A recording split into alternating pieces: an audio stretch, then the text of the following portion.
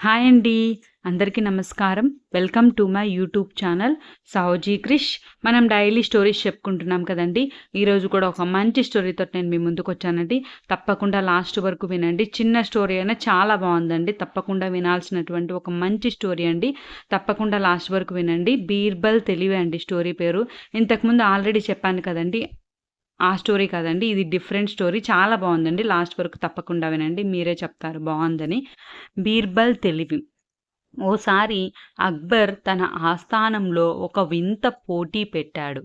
తాను ఆపు అనేంత వరకు తనకు కథ చెప్పాలి అన్నాడు. అలా ఎవరు చేయగలిగితే వారికి చక్కని బహుమతులు ఇస్తానన్నాడు. సభలోని పండితులు అంతా ఒకరి తర్వాత ఒకరు కథలు చెప్పడం ప్రారంభించారు. అక్బర్ ఎంతో ఓపికగా వాటన్నిటినీ చక్కగా విన్నాడు. పైగా ఒక్కో పండితుడు కథ చెప్పడం పూర్తి కాగానే అయ్యో అంతేనా, కథ అయిపోయిందా అంటన్నాడు అక్బర్. పండితులంతా చేతులెత్తేశారు. ఇక ఆఖరున బీర్బల్ వంతు వచ్చింది. బీర్బల్ ముందు వినయంగా అక్బర్కి నమస్కరించాడు. తర్వాత తన కథ చెప్పటం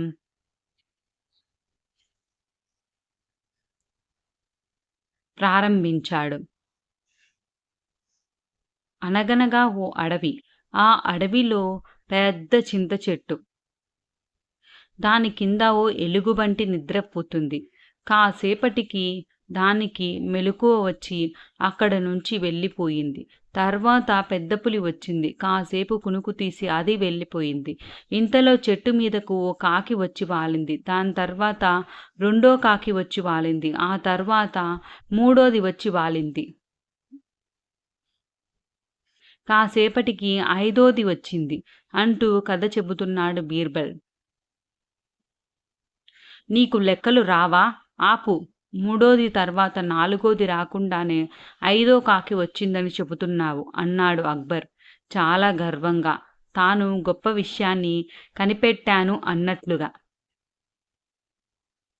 జహాపనా, మీరు ఇస్తానన్న బహుమతులు ఇస్తే నేను తీసుకుని వెళ్తాను అన్నాడు బీర్బల్.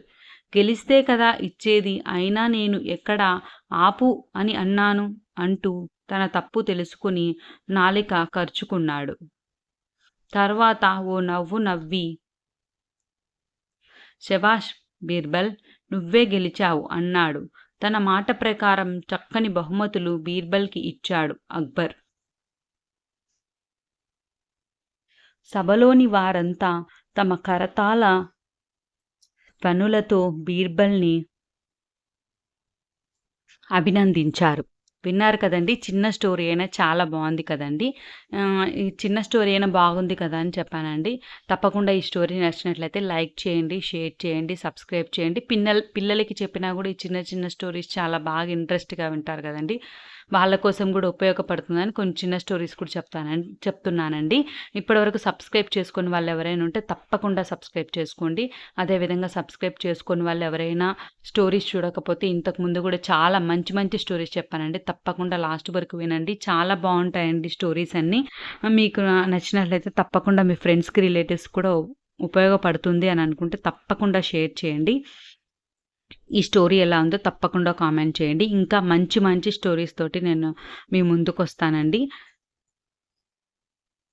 ఇప్పుడు ఎలా సపోర్ట్ చేస్తున్నారు నా ఛానల్‌ని అలానే సపోర్ట్ చేయాలని కోరుకుంటున్నానండి. Thank you.